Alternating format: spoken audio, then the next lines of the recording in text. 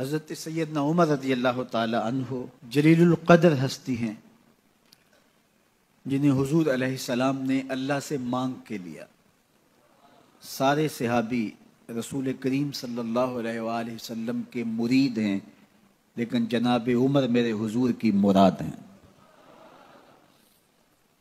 39 لوگ جب اسلام لا چکے، 39ویں شخص حضرت امیر حمزہ رضی اللہ تعالی عنہ تھے، اور ان کا ایمان لانا مسلمانوں کے لیے بہت بڑی ڈھارس اور بہت بڑے حوصلے کا سبب و ذریعہ بنا۔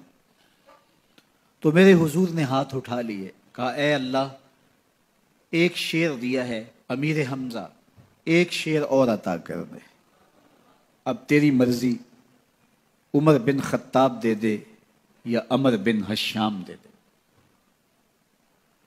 حضور دعائیں مانگ رہے ہیں اور یہ ہاتھ میں تلوار لیے غیظ و غضب سے بھرے ہوئے گھر سے نکلتے ہیں کہ بانی اسلام کا چراغ ہی بجھا دینا ہے۔ راستے میں ایک صاحب ملے اور کہا کہ عمر، تیور کوئی اچھے نہیں لگتے، خیر تو ہے، کدھر جا رہے ہو؟ کہا چراغ اسلام بجھانے جا رہا ہوں، یہ روز کا مسئلہ ختم ہونے لگا ہے میرے ہاتھوں۔ مسکرا کے بولے گھر کی خبر تو لو۔ کہا میرے گھر کو کیا ہوا؟ کہا تمہاری بہن فاطمہ بھی نوکر بن گئی ہے رسول اللہ صلی اللہ علیہ وسلم کی۔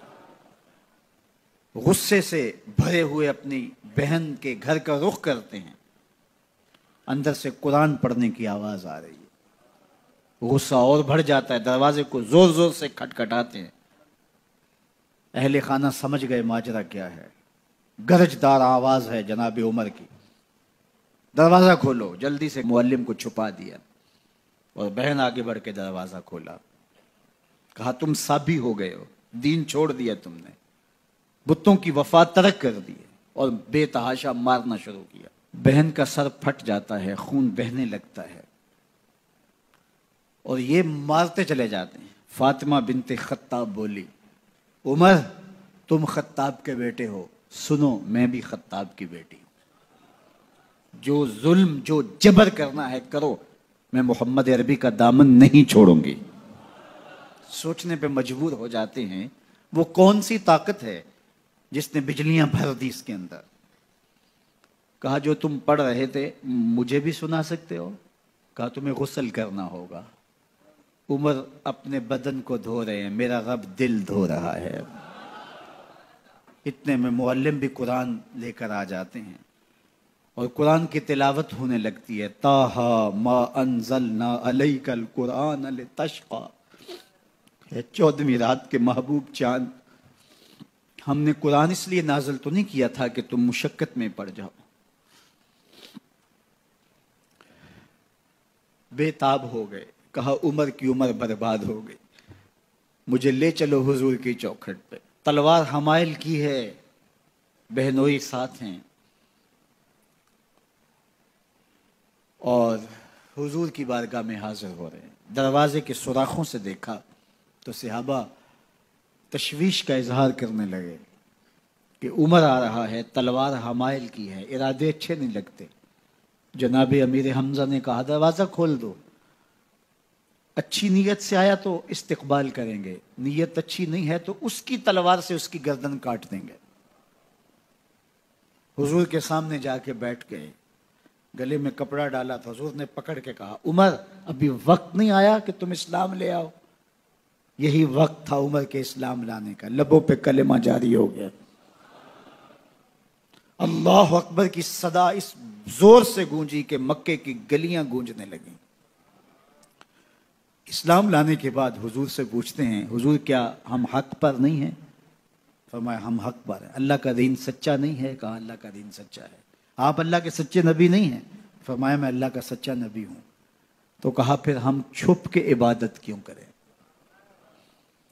اب مسلمانوں کی 2 صفیں بنتی ہیں، ایک صف کی قیادت امیر حمزہ کرتے ہیں، دوسری صف کے آگے آگے عمر بن خطاب چلتے ہیں اور حضور درمیان میں ہیں، اور یہ ملکوتی قافلہ صحن حرم میں آ کے اعلانیہ عبادت کرتا ہے۔ حضرت عبداللہ ابن مسعود رضی اللہ تعالیٰ عنہ فرماتے ہیں عمر کا اسلام لانا اسلام کے لیے عزت کا سبب بنا، اسلام کے وقار کی علامت بن گیا۔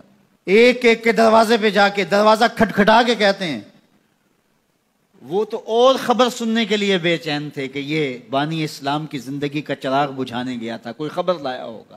وہ کہتے ہیں آؤ عمر کدھر آئے ہو؟ کہا تمہیں بتانے آیا ہوں، کمزوروں سے پنجہ آزمائی کرتے رہے ہو، آؤ میرے سے بات کرو، میں محمد عربی کا نوکر بن گیا ہوں۔ اللہ اکبر۔ میرے حضور نے فرمایا جب اچھے لوگوں کا ذکر کرو تو میرے عمر کا ذکر بھی کیا کرو۔ میرے عمر کی زبان پر حق بولتا ہے، سچ بولتا ہے۔ ان الشیطان یفر من ظل عمر، عمر کے سائے کو دیکھ کے شیطان بھاگتا ہے۔ اللہ اکبر۔ اسلام لائے تو زندگی کی ایک ایک سانس اسلام کے لیے وقف کر دی، حضور کا پہرا دیا، حضور کی ناموس کا پہرا دیا، حضور کی شریعت کا پہرا دیا۔ اسلامی فتوحات پھیلیں تو پھیلتی ہی چلی گئیں، کبھی مصر فتح ہو رہا ہے، کبھی ایران فتح ہو رہا ہے، آرمینیا تک مسلمانوں کی افواج پہنچتی ہیں۔ 22 لاکھ مربع میل پر حضرت عمر رضی اللہ تعالیٰ عنہ کی سلطنت پھیل جاتی ہے۔ عدل و انصاف کا دورہ ہوتا ہے۔ زمانے نے دیکھا کہ غیر مسلم بھی عدالت میں کھڑا ہے تو اسے خوف نہیں ہوتا تھا کہ میرے سے ناانصافی ہوگی، اس لیے کہ حکومت عمر کی چل رہی